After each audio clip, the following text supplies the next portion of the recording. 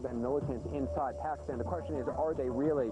Our next guest, Kirsten Schmidt, has spent a number of months inside Pakistan as a journalist and a documentary filmmaker covering the Taliban in Pakistan. I talked to her earlier from London. Kirsten, you spent time with Taliban in Pakistan. How free are they to operate there, to move back and forth across the border? I would say they're fairly free. I mean, the Taliban is deeply penetrated throughout Pakistan in all four areas of the state, of the country, all four states. They are in Waziristan, they're in the northwest frontier province, they are all along the Karakoram Freeway, they're in Jammu Kashmir. They're well established in Pakistan, and they've always been like that. Even pre-September 11th, you know, the Talibanization was a serious problem for the Pakistani government. In some ways, the Americans declaring this war on terror gave them time to take a breath and sort of reestablish themselves. And so, essentially, the Taliban militants who are living in Pakistan, they can cross over the border here into Afghanistan, fight, and then cross back over?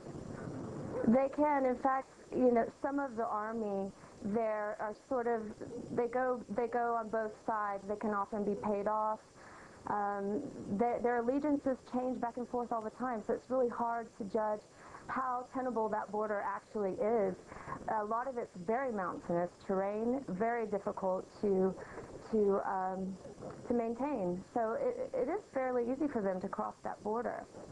How linked are they to Al-Qaeda? I mean, intelligence sources we've been talking to over here feel that increasingly the Taliban, at least in eastern Afghanistan, is adopting Al-Qaeda-style tactics, IEDs, suicide attacks.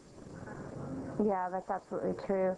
I think at one point it was that the Taliban was the official government in Afghanistan with this internal group of Al-Qaeda, which was absolutely a terrorist organization led by Osama bin Laden.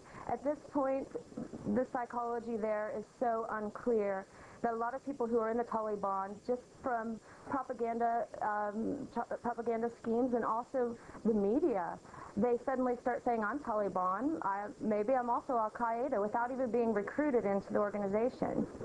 Kirsten, it's a fascinating story. There's a lot more to talk about. We'd love to have you back on. Thank you very much. Thanks a lot, Anderson. That was Kirsten Schmidt. When we come back, we will take you deep into enemy territory on patrol with soldiers from the 10th Mountain Division, see what they see and what the enemy sees of them every day.